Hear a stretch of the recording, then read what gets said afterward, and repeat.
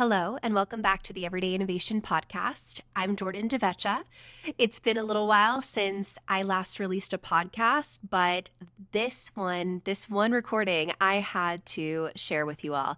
This is actually from a Twitter space, and I just loved the content of this so much that I felt this needed to go in the podcast. So this may be my new way of releasing. There may be some that are in studio, and there's going to be some that are in spaces. I just wanted to preface, I love this topic. This is mental models and frameworks. I wish I could have gone a million miles deeper on this, but there's a whole lot that's packed into this episode. And coming up, there is a whole mental model framework that I've been working on over the last year that will be detailed out in a series that's going through September. You can find that on everydayinnovation.io. If you subscribe, you'll get the newsletter. You can also go on galaxy.everydayinnovation.io to join our community. And of course, follow me on all the social media. I'm at Jordan DeVeccia. Anyway, I hope that you enjoy this. I have a friend that joins us to share a little bit about a coaching mental model that she loves and uses in her practice. Fabiola Segovia is her name. Make sure to check the show notes, and I hope that you enjoy this recording. Hello, Twitter friends. For the purpose of this recording and to allow for a couple more people to join, I'm going to go ahead and quickly introduce myself, a little bit about what mental models and frameworks are to give some context, and why I'm talking about this particular topic now as it relates to everyday innovation. So my name is Jordan DeVeccia, and I'm a tech founder, venture advisor, and multi-passionate creator with a platform, Everyday Innovation, made to connect creator entrepreneurs that value high signal venture and self-development resources, connection, and strategy mixed in with a little fun. I love to create and curate timeless topics that bridge across industries, areas of life, especially in the Everyday Innovation newsletter. So covering mental models and frameworks is pretty much a no-brainer as it threads connections between brain, strategy, ventures, impact decisions, and really just our daily lives. And because mental models are really universal, because we have brains and we think as humans, we can learn from one another and share that connection. So anything that we talk about today will be featured in the next Inspiration Curation, so Innovation Inspiration Curation newsletter, which is coming out next week. So if you are listening after, you can go to everydayinnovation.io or on the Circle community, galaxy.everydayinnovation.io to listen to this. Or you can also check out the newsletter, whether it's come out before or after. If you don't get it in your email inbox and you're listening to this a little bit later, you could actually subscribe and then access it after the fact. So you can access the full archive. What are mental models? Mental models are really how we understand the world.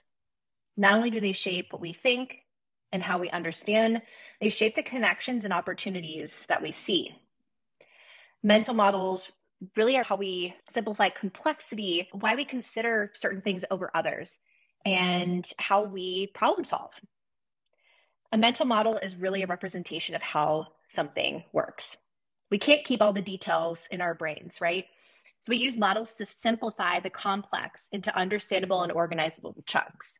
Learning to think better is a huge piece of how we can navigate the world in a more 3D, 5D, 7D kind of way. The quality of our thinking is proportional to the models in our head and the usefulness of the situation at hand. The more models you have, the bigger your toolbox, the more likely you are to have the right models to see reality. And if you can bridge that across different disciplines, if you can get curious and learn from others and their mental models, from their expertise, that's how you can make great decisions, because variety does matter. Most of us are specialists. Instead of having a great lattice work of mental models, we have a few from our discipline. We see something different. I'll give you some examples. An engineer might think in systems. Psychologists might think in terms of incentives, right? Behavioral incentives. Biologists, evolution. And when we start putting these disciplines together in our head, we can learn a lot from one another, and we can walk around a problem in a way where we can see it from all different kinds of angles. That's where a perspective shift happens. And we can also identify any blind spots we have. Those blind spots are the things really that can block innovation. I'm going to give you another example that I love. This is from an FS blog report. When a botanist looks at a forest, they may focus on the ecosystem. An environmentalist might see the impact of climate change. A forestry engineer might see the state of tree growth. A business person might see the value of the land. Nobody's wrong, but none of them are really able to describe the full scope of the forest. Being able to share this knowledge, learning the basics of other disciplines would lead to a more well-rounded understanding that would allow for better decisions about managing a forest. So really, when we're thinking of building our toolbox, sometimes that's tech, sometimes that's people in our community, and sometimes it's mental models. We look at the events of our world, we look at patterns of behavior, we look at the structure of a system. Mental models are really the why. The reason why we have this kind of structural architecture in the way that we think. And that's something that we share as humans, and that's what creates our culture. So getting a little meta to observe them and consciously choose them is like choosing your OS for your system. You're able to really look at the decisions that you're making, combine many different disciplines, ways of thinking, and approach a problem in a new way. So why am I talking about this now? Basically, there is a newsletter coming out that will be covering this, but it really does highlight the foundational aspects of anything in everyday innovation, right? The way that we see the world in many different areas is the way that we approach, we innovate, we create in our unique way. So it's something that will always underlie most of the content that I create anyway. And coming up, I am working on an OS system that will work as a mental model, an architecture framework for you to design strategy within. So this is a really great introduction into some things that I'm working on, but I want to talk more about some mental models. I see in here, I have Fabiola, who is a wonderful business and life coach. I'll share some after as well. We'll go back and forth, but I really want to bring her up and have her share what she uses in her business. Awesome. Well, first of all, thank you so much for having me here today. I'm excited. So one of the tools that's a tool that I was trained on when I got certified as a certified professional coach, this energetic self-perception chart. And what it does, it really simplifies how we use our mind, how we see life. And so it is broken down into 7 different levels and broken down into 7 different ways the mind will go. So first, it'll be a thought, and then your thought's going to create an emotion, and then based on that emotion, it's going to affect your results. And I love sharing this with all of my clients, whether it's through one-on-one or group. Everybody who works with me, it's not an option. We go through it because it really, especially for those who are more logical or who need evidence to level up, understand, like, how do I understand this new concept? Or how do I change this personality trait? Or how do I become better? A lot of times it's because we're stuck in a specific perspective. And when we see these 7 different perspectives, we then see, oh, I've been playing this role. And so at the bottom of the 7 levels, it's the victim mindset. And it goes down to like different types of energies. And when I say energies, I don't, like magic, let's do it. I'm talking about like actual energy that you use. Everybody uses energy. Like right now, I'm using energy to hold my phone. I'm talking, you're moving, that type of energy. And so we're creating energy all the time.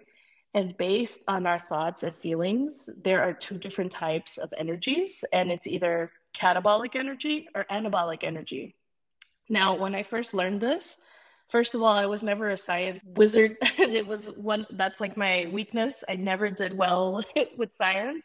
So I didn't know these 2 different terms, but people who are very familiar with science, or especially if you have studied medicine, there are actually hormones that we create too as well in our body. So catabolic hormones, they basically are the deteriorating hormones, and then anabolic hormones are the growth orientated hormones, which is cool because as you're understanding this, you're like, oh, really? And you Google it and you look it up, and that's what it is. And so catabolic hormones are going to be like adrenaline, cortisol, like those hormones that are released when you're like, oh my God, I need to, this is due tomorrow, I need to get that done. Or, oh my God, I'm procrastinating. Or, oh my God.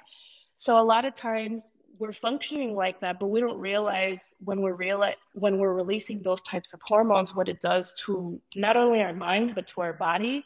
and to the results we have. And I love this energetic self-perception chart because not only does it show you the first two levels are catabolic levels, and then 3 to 7 is anabolic.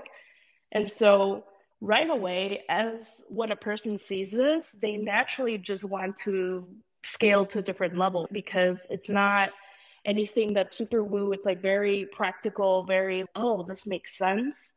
And this was actually created off the scale of consciousness from Dr. David Hawkins. He has passed, but he wrote so many amazing books, and he was able to study how thoughts, emotions, and feelings, how they connected with our body, with kinesiology, with vibrations. Like, he's the person who came up with that whole terminology. And so I always love to weave that into my programs because if you're new to the personal development space or you're new to, okay, I want to change, a lot of times you don't know these things. You didn't hear about these things growing up. And so learning about this kind of is the doorway to getting to that other side of, oh, okay, wait, this is possible for me. I just thought it wasn't possible because I realized I had a limited belief. I didn't even know what that was, but now I see this and this. And so things just start to make sense. And then people from there, they can decide how they want to go. Oh, I want to become more confident, or I want to become more this or more that. So it's like a guide to your consciousness.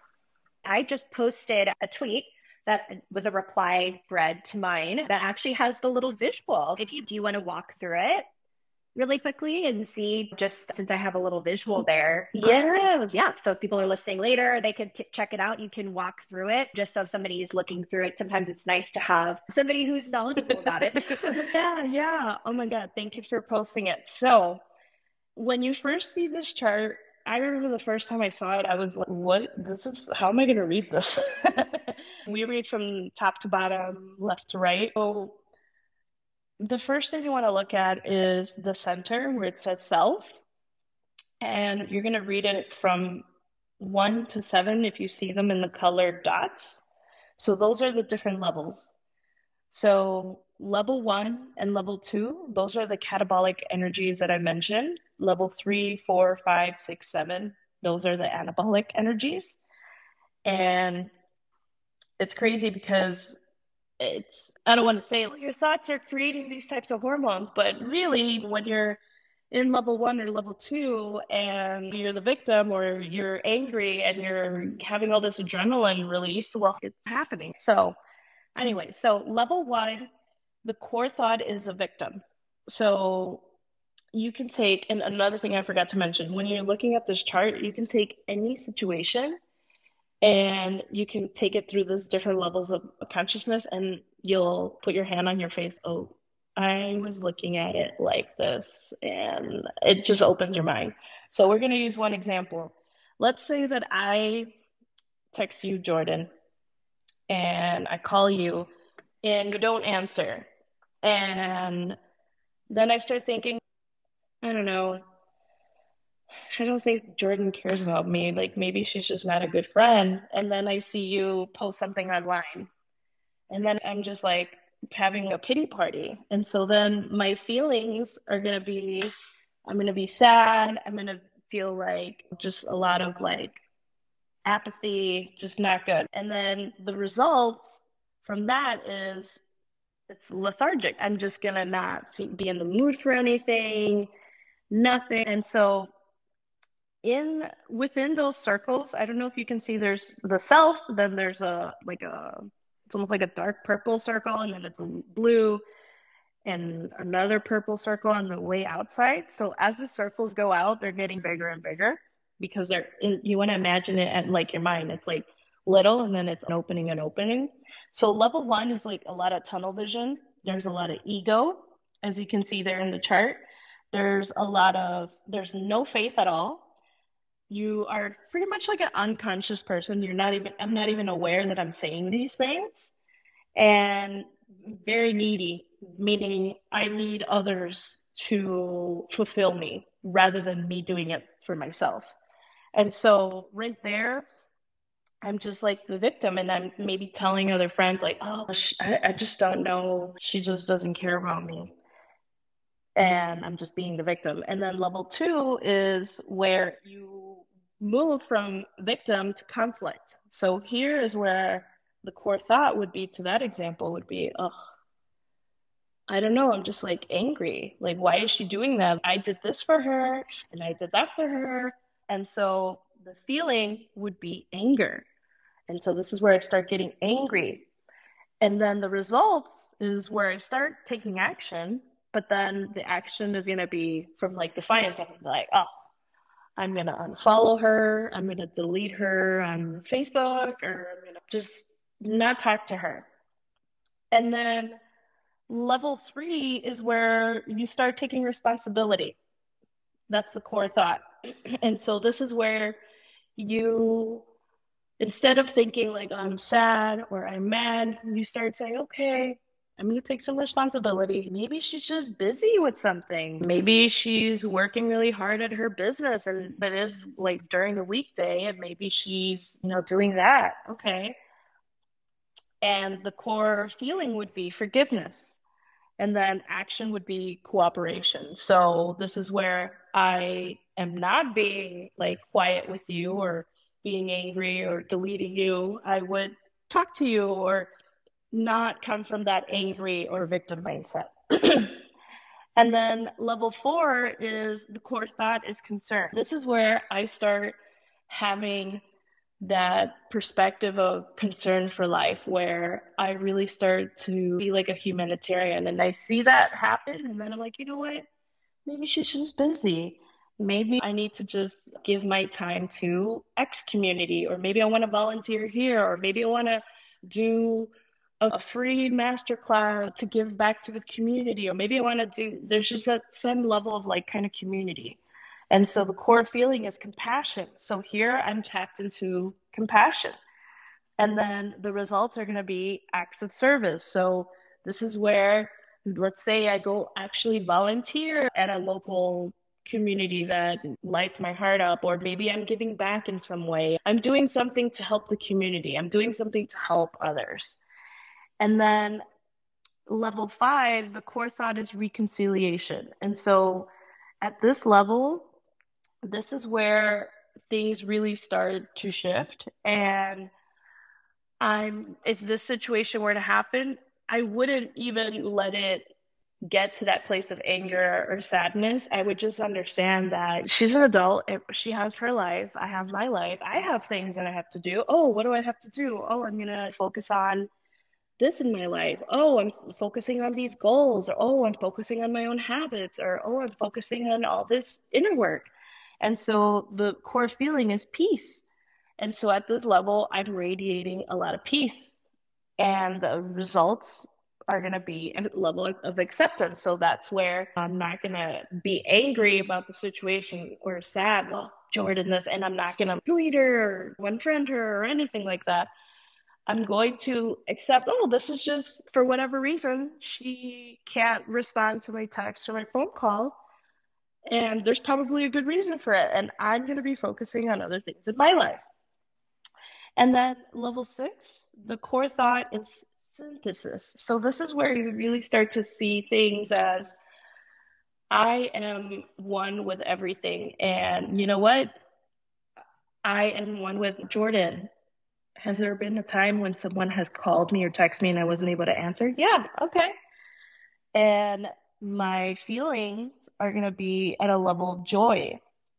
And at this point, a lot of the results that I'm taking is from a place of wisdom. And at this level, this is where you start to naturally inspire everybody around you. A lot of times when people want to start working on themselves and they want to help others or they want to inspire others, the best way to inspire others is to work on yourself, so that when you get to this type of level, it just naturally happens. And people are now coming to you asking, oh, what are you doing? I've just noticed this and this about you, and this and that.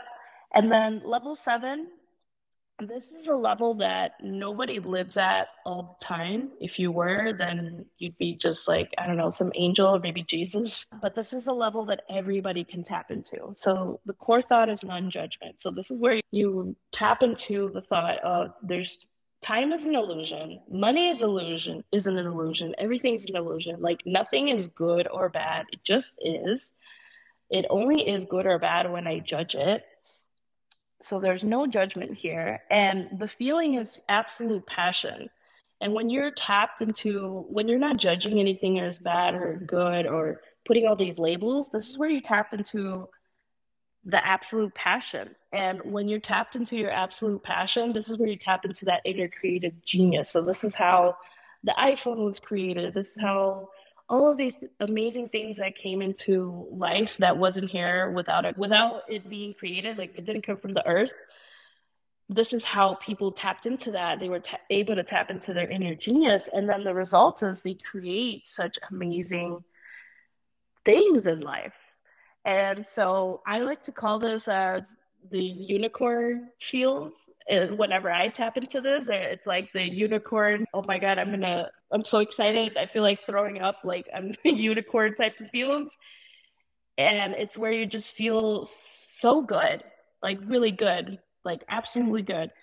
And this is something that everybody can tap into. But if we're all the way at the bottom and we're being the victim to a specific scenario, how are we going to tap into our creative genius if we are giving all of our energy to something that is so little, right? And we're not opening our minds. We're putting so much judgment and labels onto something. We're not expanding our mind. And so this is why a lot of times if somebody is constantly complaining or they're constantly upset about their life and yet they're not doing anything about it, they're just pretty much living at the level of a victim because they're just constantly telling others like, oh, this is happening to me, that's happening to me. And it's not to like even judge that person. It's just that maybe they don't even realize they're on like a negative loop. Sometimes people can be on these loops because maybe they learned these behaviors from their parents, their grandparents, their teachers, a best friend, a partner. And growing up, the truth is our parents didn't have these resources. Our grandparents didn't have these resources. We're just now getting to a place where we're really waking up to history, waking up to thought, waking up to, oh, saying that is inappropriate, or oh yeah, joking like that. Oh, I didn't realize that. I always heard that through here, so I thought it was okay. We're now becoming just very aware. So if you are listening to this and you see this chart and you're like, oh my God, I've been here, don't judge yourself. You have to give yourself a lot of grace because hello, you just discovered it. You didn't know this before, and now that's the most important thing. And another thing that I hear a lot from like clients or like people whenever they discover this, like they immediately start labeling the people in their lives that are like that.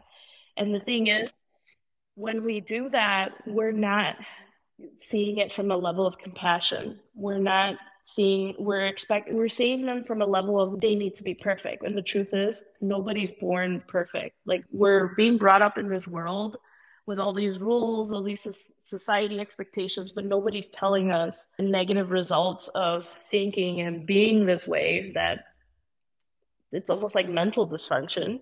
And so we have to really have compassion for those people because guess what? Once upon a time, we were those people.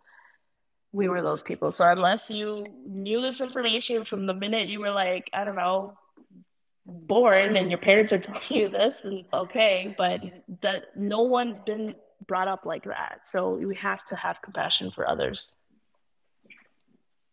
Thank you so much. That's actually a really beautiful walkthrough of this model. And this is why I love mental models too. It may feel like a little meta at times to look through these things, but the truth is that's how we have evolved as humans, right? Like we've evolved out of this kind of need for the things that are very natural to us to survive, to be in that victim mode. But we really were victims of predators, of other things. And we evolve over time and we start to learn more about ourselves, about the world, about each other.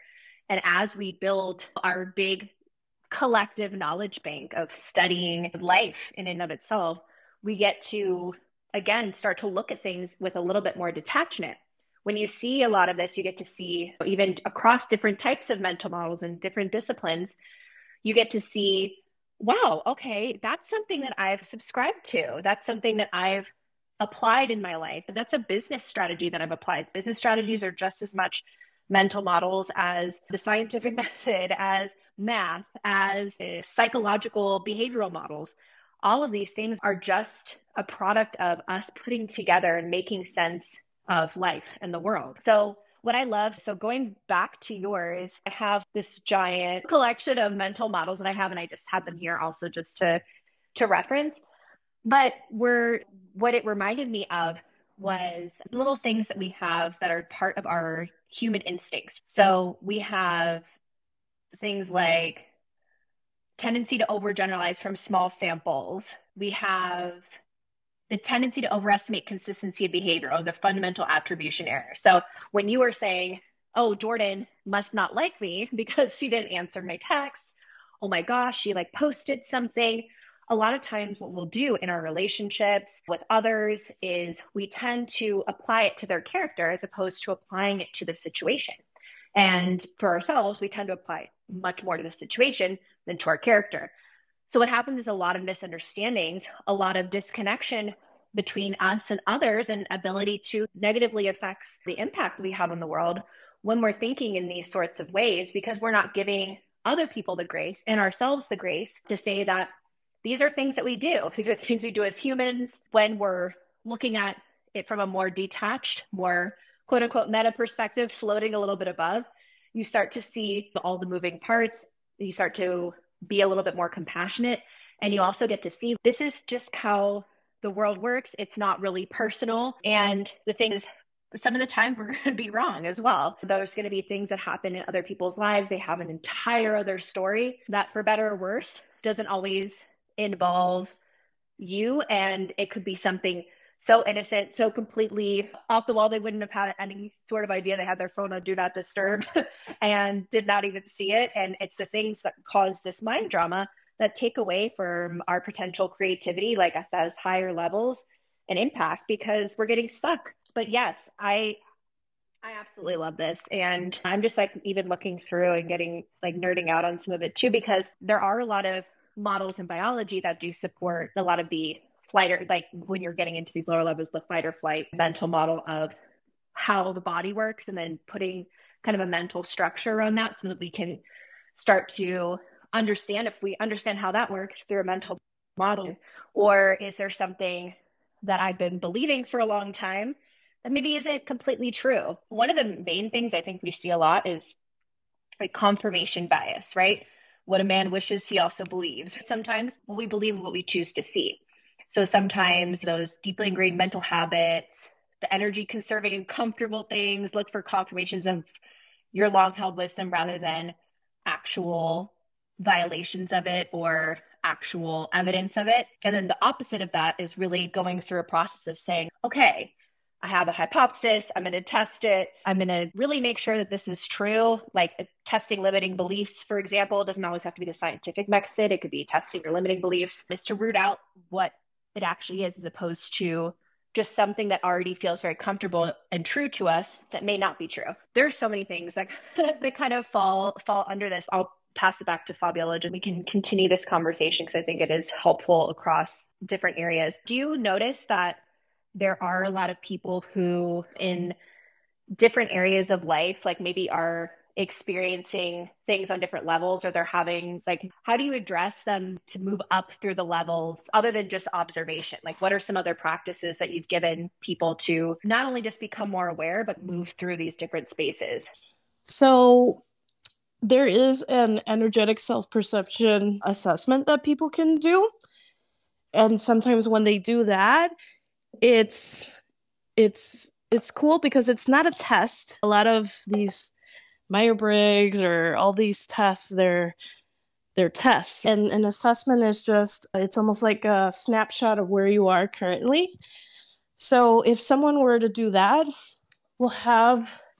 they answer very specific questions. And it gives you pretty much where you're resonating at with the different levels. And then from there, and I've done this myself, it was like a requirement as I was getting certified with this. I realized that I had a lot of with my reactions with level 1 energy, and I was like, what? And I was resonating at a level 6 just for in terms of energy. And I took this back in the first time back in 2018. And mind you, I was in my late 20s, and I thought it would be worse because at that point I still wasn't, my self talk and my self expectation was low. And now it's changed. Now I'm like, oh, yeah, of course it was that. And a lot of times, what we'll do with clients is we'll have them look at the results. And a lot of times, it is stuff that they are carrying from their baggage. And a lot of times, it's something from childhood. It's something maybe they experience with a first boss. And so it's something that we can work in coaching. And if it's something where I feel that it's very heavy, and when I say like heavy, that means they need to work with a therapist, I'll direct them in that direction. Let's say there was like an intense level of trauma and I'm not equipped to, let's say, do EMDR therapy or so many of the different therapy modalities that are available. We'll do that. But a lot of times it's just, if it's not something that's really heavy, a lot of times it's just a shift. And clients are the ones that figure out the shift because coaches are not meant to tell you what to do. That is consulting. A coach's job is to guide you to your inner coach. And so we're pretty much like pulling out all the information from you. And once a person has that perspective or even just awareness of like, oh, I'm resonating here or at this level, they will see, I'll ask them certain specific questions. Was there ever a time where you experienced this or that? And sometimes it'll be like I've had a client once who said, oh, yeah, my first boss told me that this and this. And so then she was able to come up with a solution of, because I always ask people, I never subscribe people medicine. And when I say medicine, I don't mean actual medicine, but like modalities that are going to help them to shift. I always ask people, what do you think would help you remember this new way of being, or what's going to help you?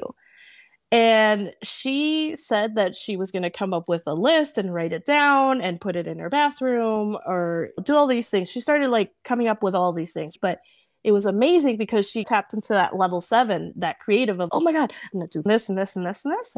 And guess what? She knows it's going to work for her because that's what her mind is telling her. I haven't been living inside her mind all her life. And so I'm just there as a guide. And so it's really cool because I can't say that there's one way that works for most people. We're all different, right? Like we all don't like the same food. We all don't like the same music.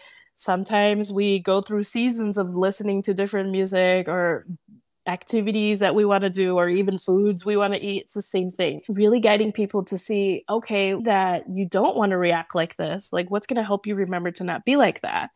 Or what's going to help you to shift into this new perspective. And so just from there, it just then depends on the client. If it's something that it just happens, it's like an easy fix. I don't even want to say fix, but easy shift. There you go.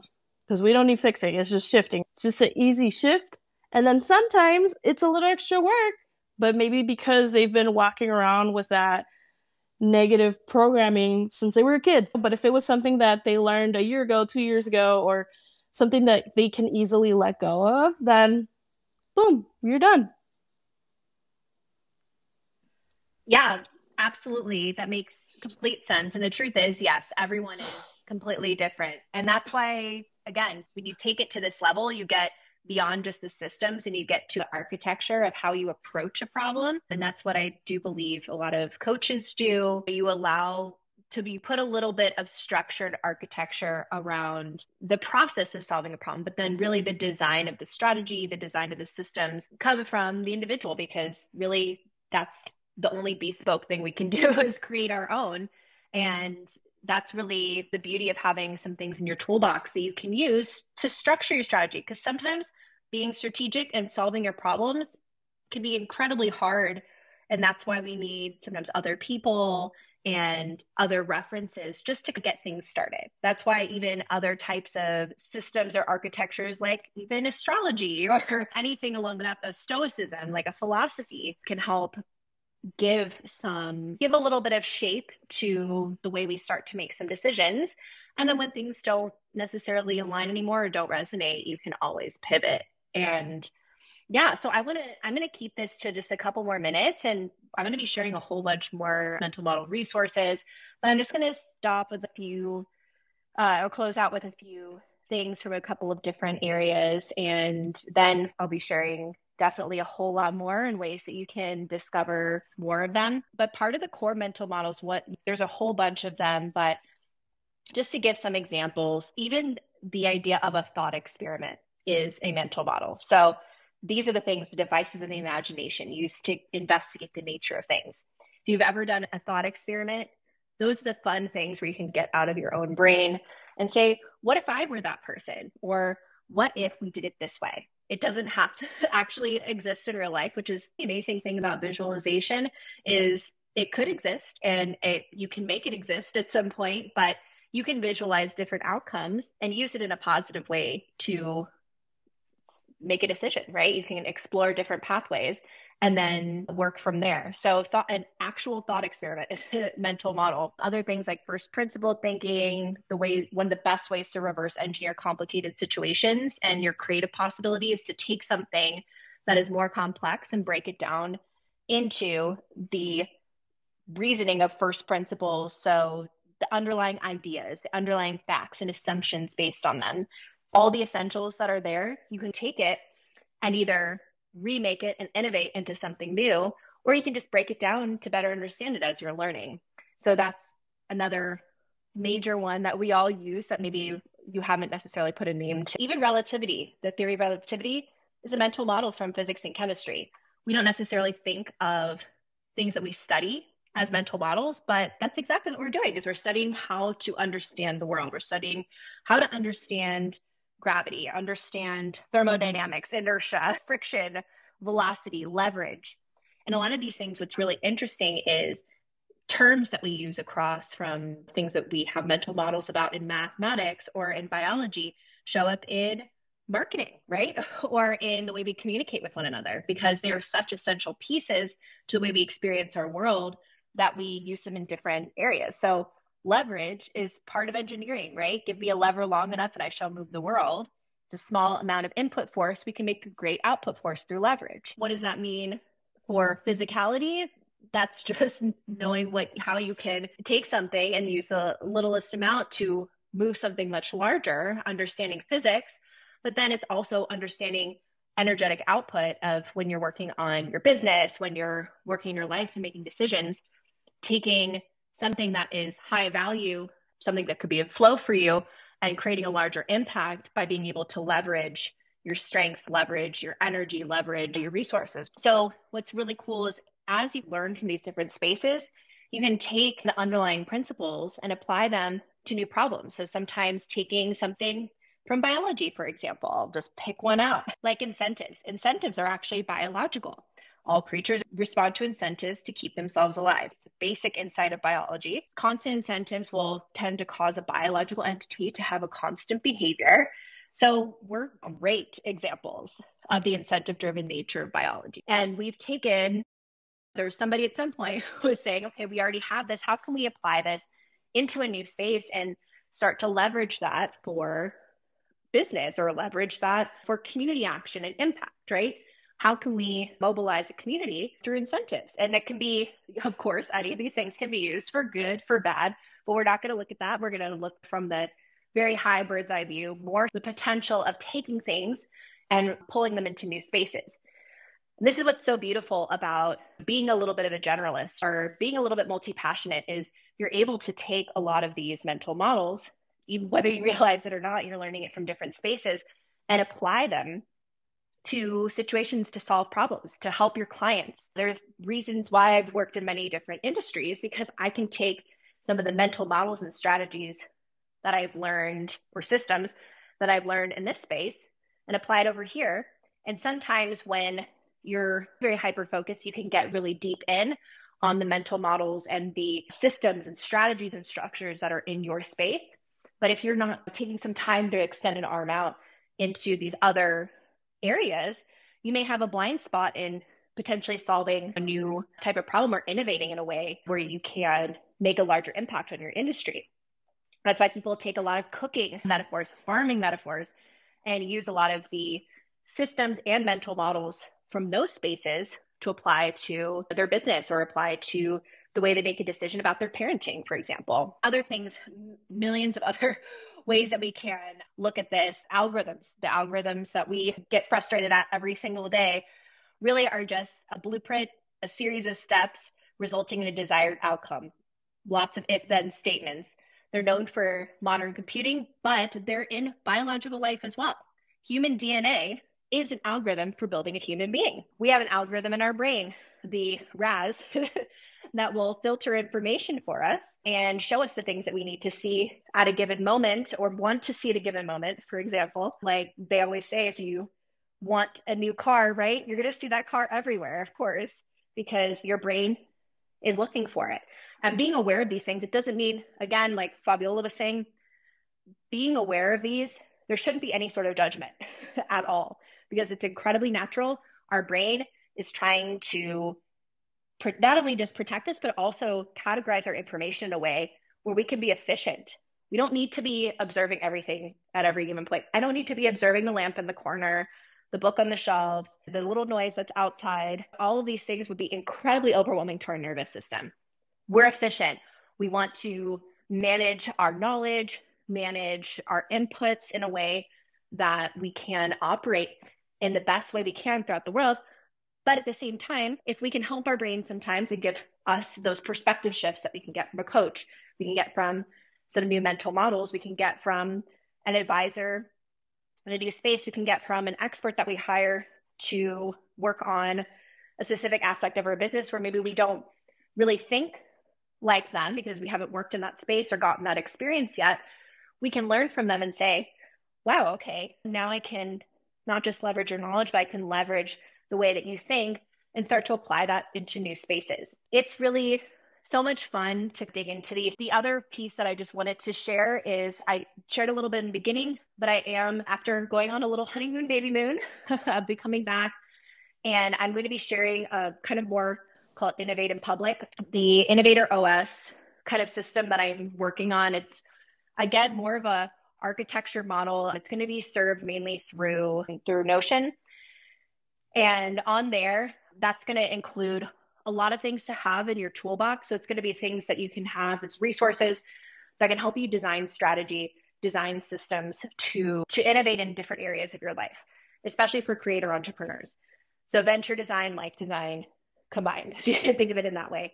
So this is a really great setup going into that because there is a framework mental model that will be the underlying OS for that, but it is very friendly to including many of these as well, including Fabiola's knowledge, anybody's knowledge that wants to, other experts in the field. So there'll be a lot of collaboration with that as well. But I am just laying that out there because if you subscribe to everydayinnovation.io, you'll get some updates on that, as well as galaxy.everydayinnovation.io. I'm going to be releasing some beta things, some free things ahead of time just to get some feedback.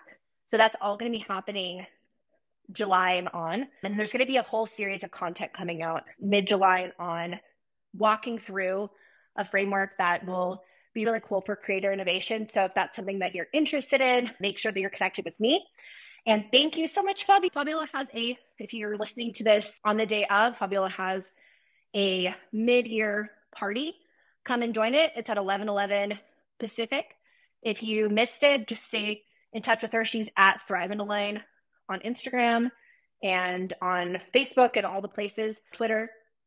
So follow her and you'll get all the updates that are coming up in her sphere for coaching. And if you want to, the energetic self-perception and work with her on that, you can probably book a session with her on that as well.